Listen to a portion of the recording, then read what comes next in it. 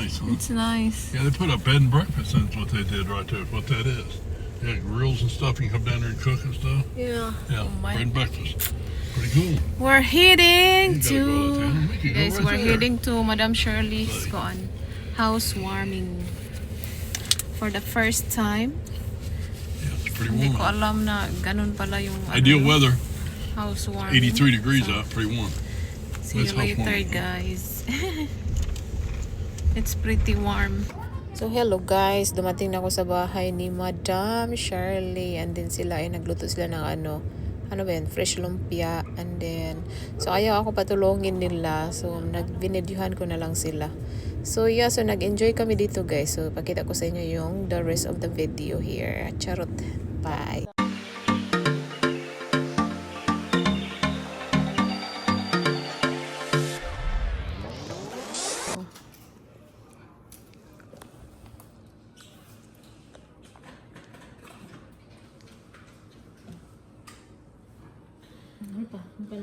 Ako na lang, bigyan sa'yo ng ano? Ako na lang gantian sis. Ako na kasi ano? Para may gagawin ako ba? Okay lang, magiging ko lang pato pagkatapos ng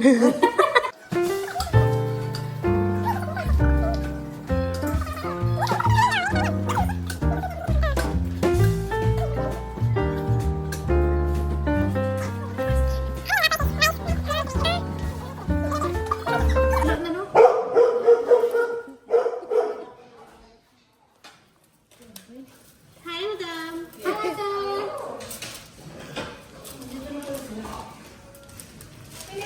Dito na kami.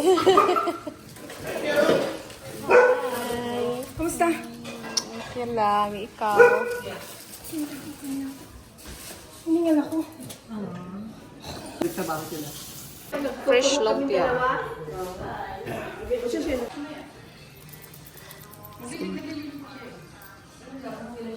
Oh, gapa. Gapa. Ganda.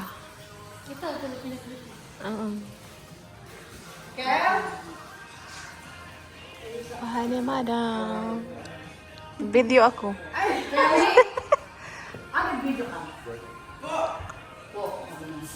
Can you put it in the delivery lang? Here, maybe mine.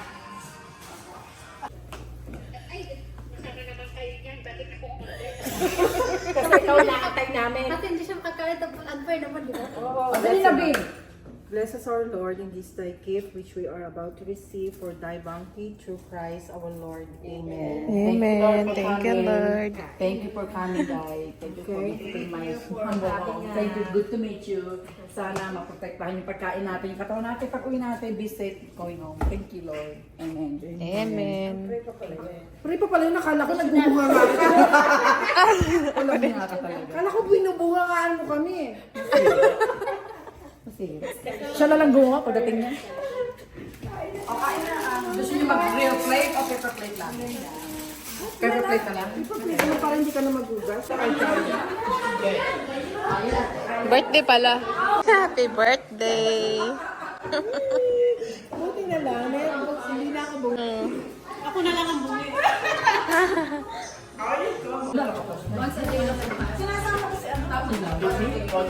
Ay, sorry.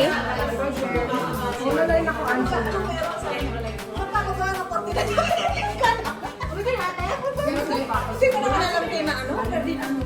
Kasi yung mga taga-iyan, mga kapitbahay eh, lagi kami nag-break pa mga 12 Eh, wala na ako doon. Kaya dito lang sila ginagawa.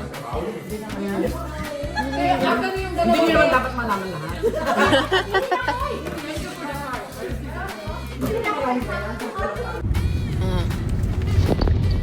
We're on the way home, guys. Then I'm riding with Sis MG and with Sis Ruby. 5.1.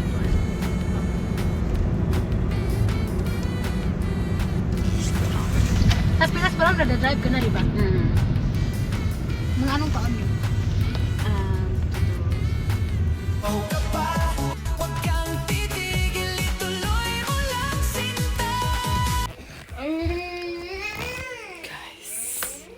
Nasa bahay na kami. So kami na yung nag-pick up kay Ethan. Kami ni Sis MG. So, nandito na kami sa bahay. And then, nagalit sa akin si Mr. So, tinanong ko siya pagdating kung galit ba siya sa akin. Sabi niya, galit ako sa lahat. Galit daw siya sa lahat. Galit daw siya sa amin, ng mga anak ko. Dahil yung sa mga anak ko sa garbage. Tapos yung sa akin is hindi ko pinaalam sa kanya na sasakay ako si MG. Iwan ko, parang naman nag-message ako, pero sinabi niya kasi na ipaalam ko sa kanya na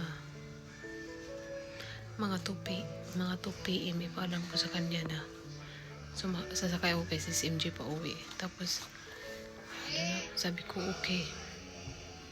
And then parang iwan, tingnan ko kung nag-message pa ako no. Itong batang tuhubo. Hindi talaga ako guys, kasalanan ko. So hindi talaga ako nag-message sa kanya na sasakay ako kay sis MG. So sinisisi niya ako dahil wala siyang nagawa. Dahil naghintay siya sa message ko kung kailangan niya ba ako pick upin or hindi. So, kailangan ni Marijin. Ang tanga-tanga talaga ni Marijin, no? Ay, naku. Nawala sa isip. So, hindi siya nakakuha ng kanang mga bato ba para sa garden namin. Dahil sa akin. So, ako yung sinisi niya. Pero anyway, thank you madam. Thank you sis MG for the ride.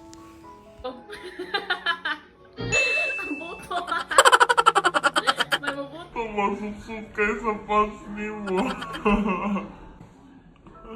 Kapyut ka bata.